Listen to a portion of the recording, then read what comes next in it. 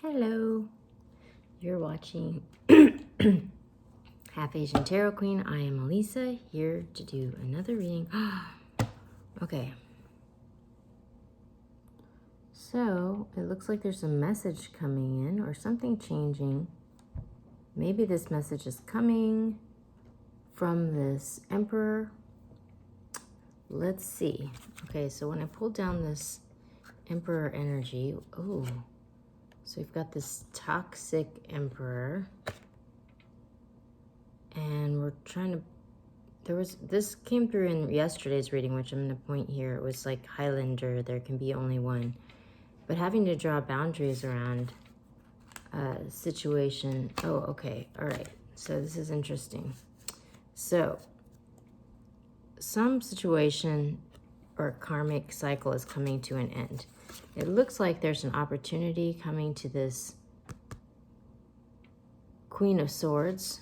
This Queen of Swords, and she's maybe having to draw boundaries around this toxic Emperor energy. So this is really interesting because in that Highlander reading, which I just referenced, there was like a High Priestess and there was an Emperor, and they were kind of like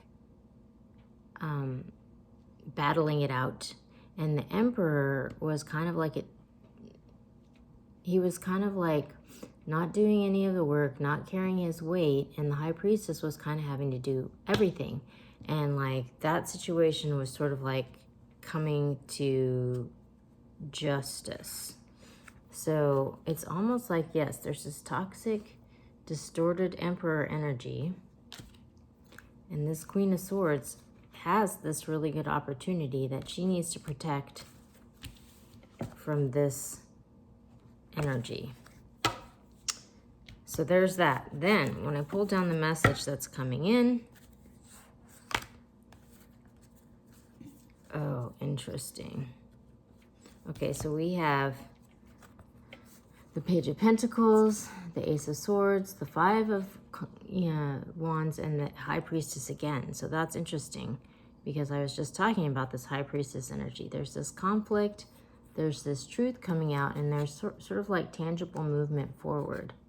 So that might be what this message has to do with, because I was talking about how there was this conflict between these two energies, and it looks like there's some tangible movement forward. Perhaps this Emperor is being exposed. The Emperor's new clothes for the toxic energy that he is. And meanwhile, there's this opportunity coming to this Queen of Swords energy, and she needs to protect it from this toxic energy because she's already been through the ringer, and she's like, I'm not going through that again. Like, I'm done. I put enough into this nonsense. Okay, so I'm going to go to the Mystical Shaman. Okay, interesting. So we got the Andean Cross and we got the Gatherer. And so this energy, it reminds me, because it's like the vegan of the deck. Like she just roams through the meadows eating nuts and berries, and you know, everything she needs comes to her as she needs it because she's in alignment with the highest good. We have her, and then we have the Andean Cross. So she's going through a portal from like one stage of life to the next, and she's kind of like really going through this transformative moment. So really interesting. We have this family curse and we have this hummingbird. So this is sort of like she's like perhaps liberating herself from this, whatever this curse situation is. But I kind of get that she might be the one that's like having all these opportunities coming her way, and she's going to have to draw boundaries to protect herself from this toxic, abusive energy. So I'm going to go to the light seers, so we're going to pick some more, see if we can get some more information about this moment in time.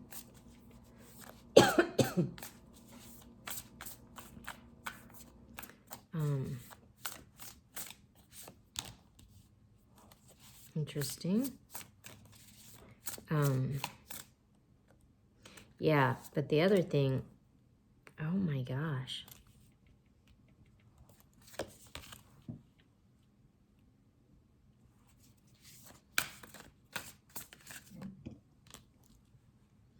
Wow.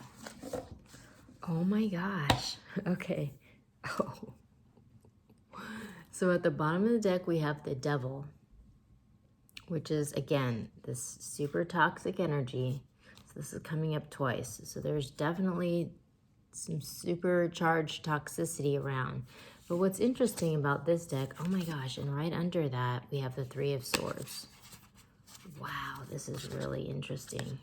And right under that, we have the Ten of Wands. So this is what I'm getting. Wow. And then we have the Knight of Swords. So this message of truth or clarity coming in. And the thing that's interesting about the Devil in this deck is that I mean, the way this looks to me is like the devil is sort of like being pulled into this like abyss, you know, like the devil's kind of like drowning in his own evil and like asking for help, like, help me, you know, like you can see him like, you know, like in the movies where they have someone like, and they're, you know, you're holding on to their hand and then you let go and then they fall, you know. I mean, that's kind of what this looks like. It's like this person's falling and it's like, you know, you can see their hand, but you see them like, you know, they're kind of going down, and that's kind of what I'm getting, you know. And then we have this Queen of Pentacles energy, this loving, nurturing queen. She's, you know, financially stable. She's nurturing. She could be a businesswoman, but it's interesting because she came up in the May reading, which was all about empowerment of divine feminine energy. Are you okay? I got this. So I'm going to link that. But then we have the Chariot, which is like, you know, sort of mastering the situation and moving forward. Which this card always, it kind of references to me like this Cinderella energy. Just a second, I gotta help my mom. I'll be right back. This is kind of like a Cinderella energy. So what I'm getting is it's like this Queen of Pentacles. She's like headed to the ball, you know, and fairy godmother came, put her in the gown. She's on her way to the ball. But then on the other side of that, this is what's really interesting.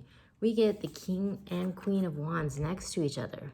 So it's almost like the, you know, like what happens after the ball when she meets Prince Charming. And then, you know, because this is a divine matched set. So it's like, it's almost like this Queen of Pentacles went through this test. She had to go through all this toxic stuff, and this falls right under the Andean cross. And she like graduated. So she's going to the ball, and she's coming out the other side, and she is stepping into a better life, you know, because she passed whatever the test was. That's kind of what I'm getting. This is really interesting. And yeah, so this is totally, I'm going to reference at the end of the reading the Cinderella thread, because this really goes with that. Very, very, very interesting. But it's like, yeah, Cinderella endured all this horrible abuse, and then, you know, it made her spiritually, you know, beautiful to the point that she attracted, you know, the prince, and she ended up becoming like the princess. Okay, so at the bottom we have action. This has been coming out a lot. All of these have been coming out. We got pleasure and we got extremes. So yeah, this is kind of what I'm getting with the whole Highlander, the devil appearing twice. Like, there is some super toxic energy that's happening, but then there's some really good stuff happening for somebody else. So there's this divergence. And there was a reading that long ago about a tower moment reveals who is on a solid foundation and who is not.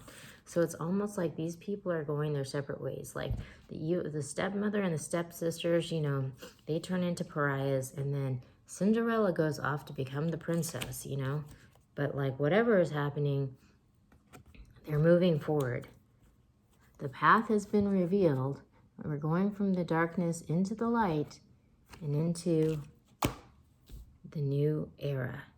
It's like, and it all depends on like the karma of the like parties involved. This is like a total fairy tale ending. I think I even have a reading called Fairy Tale Ending, so maybe that's relevant. I'll link it. But yeah, it's a good story for today. We'll check back soon with more.